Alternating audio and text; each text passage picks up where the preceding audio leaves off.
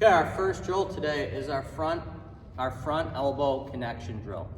Okay, what we're working on is taking our top hand, placing it over top of our front elbow. Okay, we're working on staying flexed. We want to keep that front arm bent as long as we can as we rotate our shoulders. I'm turning my shoulders, I'm not moving my hands. So we get to this point, then our hands go. Okay, here's a view from the front. Staying flexed here, finishing through the ball. Okay, a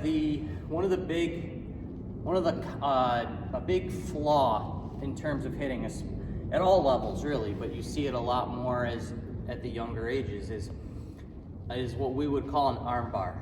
So kids, when they load, this arm bars out, it gets stiff. Okay. Or our first movement, instead of staying flexed through the ball, is out, okay? So this is a big drill. I have a scout friend with the Texas Rangers. He's out in Chicago, and he told me 8-9 years ago, the biggest flaw that pro scouts look for in hitters is armbar.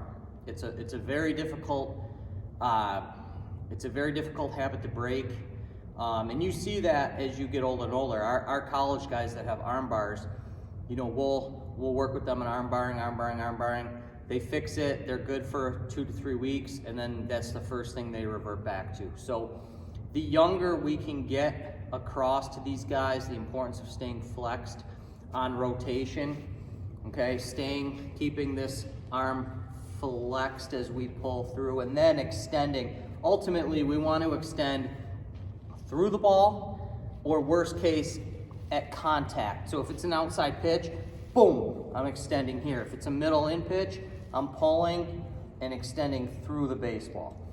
Okay, so this is an important drill.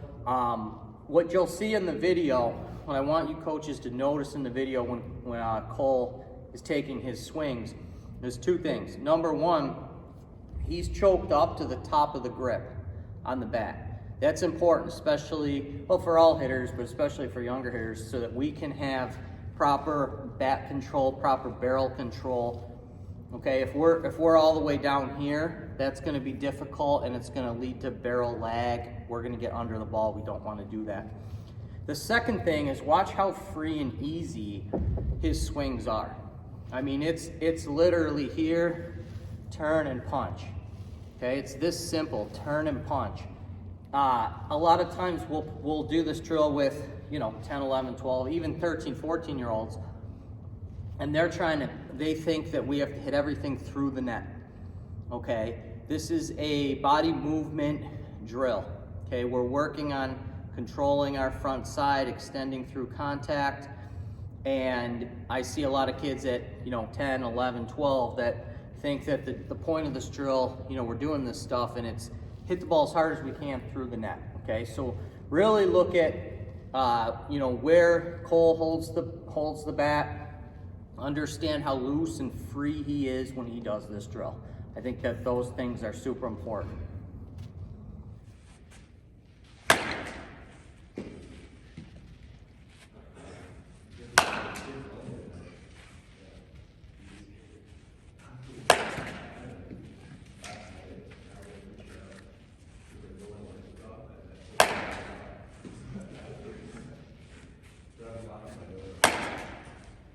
Okay, our next series of drills is our high tee, low tee. Okay, what we're working on with high tee, low tee is different planes of pitches. Okay, again, these are super important drills. Okay, our high tee drill, we're putting the tee at the top of the zone, and we're working on staying flat, hips, shoulders, hands, flat to contact, extending through the ball, and working on hitting every ball through the middle of the cage. Okay, everything we want to be a line drive to the back of the cage. And that's consistent with all the drills that we do. Every drill that we do, we want kids working on line drives to the back of the cage, to the back corners of the cage, to the middle of the cage. Okay, if we have kids that are just pulling everything, that's going to be a fundamental flaw. If we have kids that are pushing everything the opposite way, that's going to be a fundamental flaw. Okay, on the high tee, we're more focused on a pitcher that we would consider to be flat. Okay, what that means is ball comes out here, okay, it stays on the same plane till it gets to the plate. Okay, I'll use the bat as an example. Ball comes out here, stays on that same plane till it gets to the plate, or has very little decline, very little what we would call tilt. Okay, so high tee, we're here, shoulders, hands, boom, contact, through the ball, work in the middle of the cage. When we get to our low tee, what we're working on is a pitcher that has a lot more tilt, okay, a lot more drop. Ball's released here. By the time it gets to the plate, it's cutting you off at your knees, okay? So that would be ball's released here. By the time it gets to the plate, we're here, okay? That's your tilt. So what we have to do as hitters is try and stay on plane. So now we've got the ball at the bottom of the zone. Okay, it's the same thing. We're trying to stay on plane with that ball, hit line drives to the back of the cage. How do we do that? Well, that's where our hip hinge and our tilt comes into play. Okay, so when we're set up in the batter's box, okay, the taller we are, if I'm trying to hit a flat pitcher, I'm going to be a little bit taller so that I can stay flat through the ball, stay on plane, hit line drives. The more tilt we have, now we have to match the plane of that pitch. How do we do that? That's when we're going to talk about our hip hinge. So when we're hip hinging, we're actually pinching our hips back. Okay, our whole hips have to push back. On the side, you'll see as my hips push back, my rear end drops out and my torso comes forward. So this would be straight. When I hip hinge, now I'm on a slight angle. Okay, that's going to allow the same swing, okay, hips, shoulders, hands to now be on plane with a pitch with more tilt. Okay, so hip hinge is super important, and the high tee, low tee allows us to work on our different planes. Okay, high tee, we're staying flat, a normal flat swing through the baseball. Okay, low tee, we're hinging more. Okay, we're staying flat, or on plane, I should say, with the ball down in the zone. When do we identify this? This is where our dugout talk amongst teammates, coaches becomes super important. Okay, when we have a pitcher that's flat, we have to identify that. That takes us to when we're in the hole, when we're on deck. You know, we're making those adjustments at that time to come up to the plate. If it's a pitcher that has a lot more tilt, we're hinging in the hole on deck. And we're making sure that our swing in the hole and on deck matches the plane of the pitch that we're seeing from the dugout, from the on deck circle, so that we can carry it up to the plate. If we're taking flat swings on a pitch that has a lot of tilt, I'm actually my barrel path is here, but the ball is coming in here. So our plane is here and my barrel's coming here. So it's the same thing as if on a flat pitch, I'm chopping down at the ball.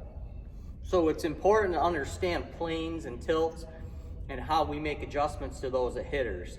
Okay, so our high tee, low tee becomes super critical in terms of, you know, tee drills that we can use to help us identify and work on our mechanics and our body control as we make adjustments to the type of pitch we're seeing.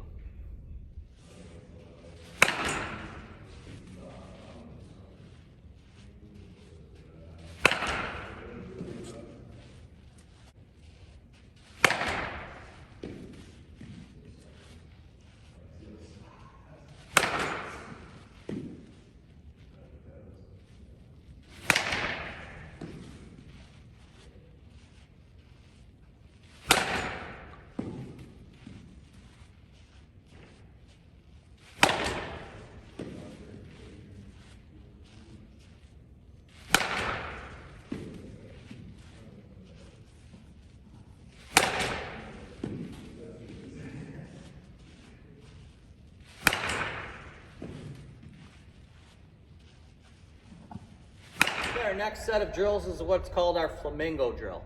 Okay, we have a flamingo forward drill, we have a flamingo backwards drill. Okay, what we're doing is we're getting our feet in a comfortable position. Okay, a nice athletic position here. We're starting high.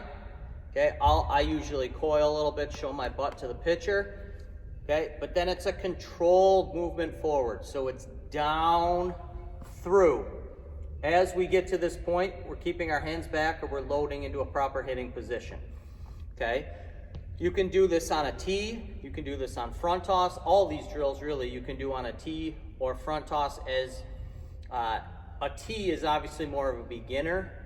Okay, a front toss is going to be a little bit more advanced.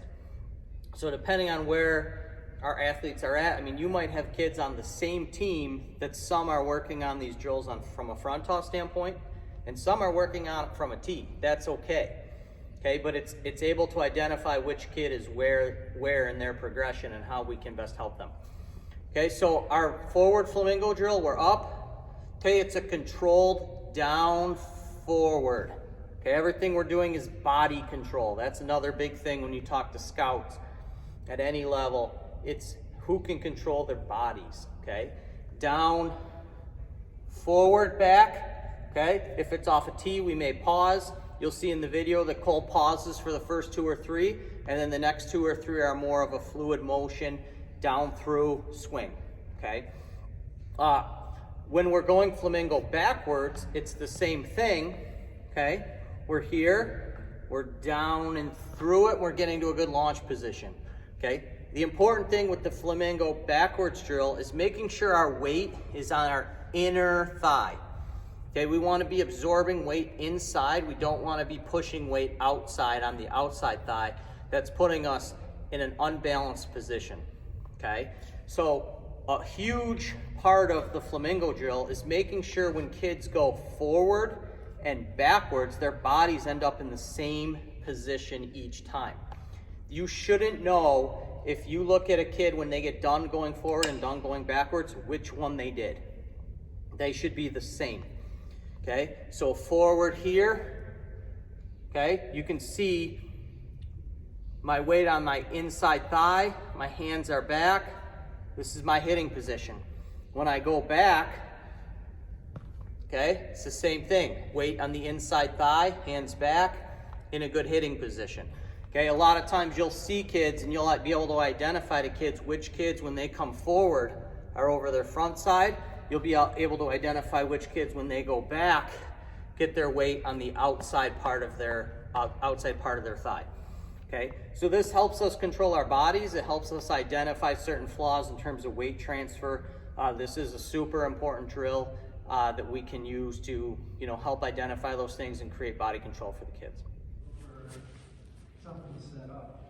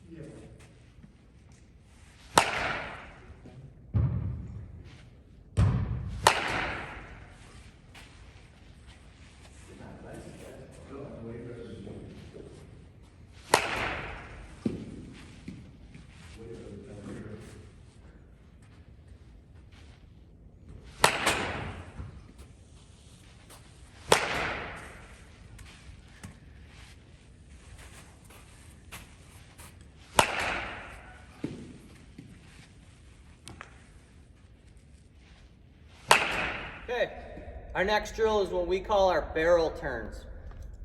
We use this as a warm-up for our showcase guys. We use it as a warm-up for our college guys.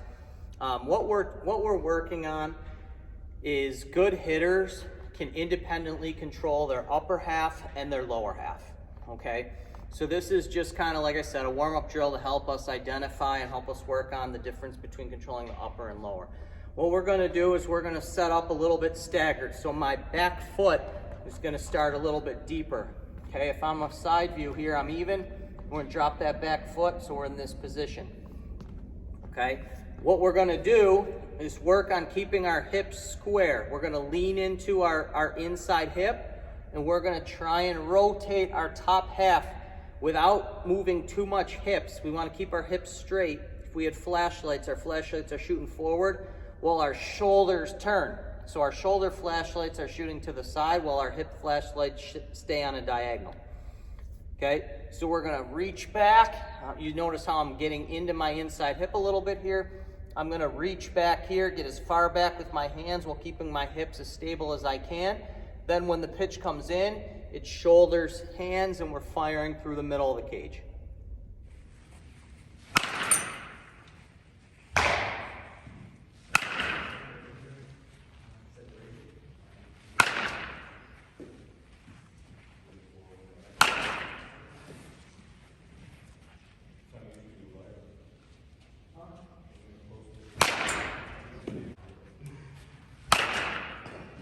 Okay, our next drill is our split grip drill.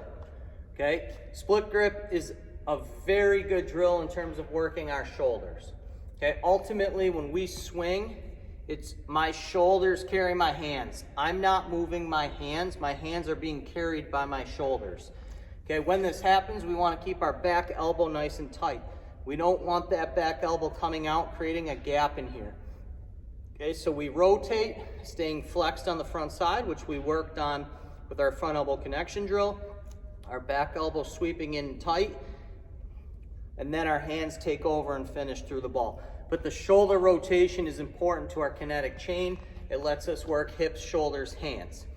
Okay, so in this drill, we're gonna choke up with our top hand. I think you minimally should be at the top of the grip. If you have a two-piece bat, you probably wanna be in that connection range, okay? So what we're doing, okay, the ball, this is typically done on a front toss drill, but you can do it on a tee as well. As the pitch comes in, we're getting to a good hitting position. We're turning the shoulders. This is not a hand drill. We're turning the shoulders to a point of contact, and we're just punching through it. We should not be, same thing as front elbow connection, we should not be taking full swings. Okay, I see a lot of guys that are taking full swings on this. We want to get to a good hitting position, shoulders turn, barrel to contact, punch through the ball, and we should really be stopping. Okay, we should really be stopping at this point. Okay, boom, boom. This is really good for inside pitches and, well, different placements of pitches. So an inside pitch, okay, I'm split gripping there.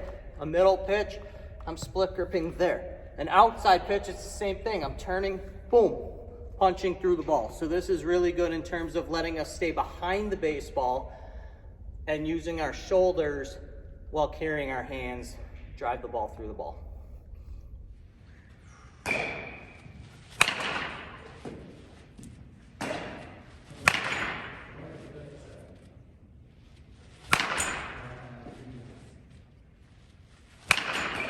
Okay, the last drill that I have for you guys today, this is our no stride, okay? This is important. Again, a lot of these drills we've done with you guys. I think we've done this with most of you guys.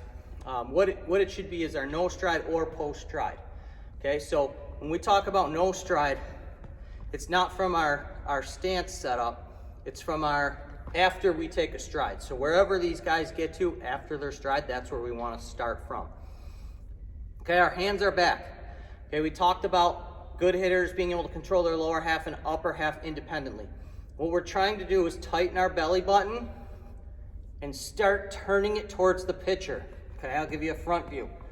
Okay, tighten core, turn that belly button. The important thing here is I'm not moving my hands. Okay, you can see this from the front view. I'm in a good hitting position.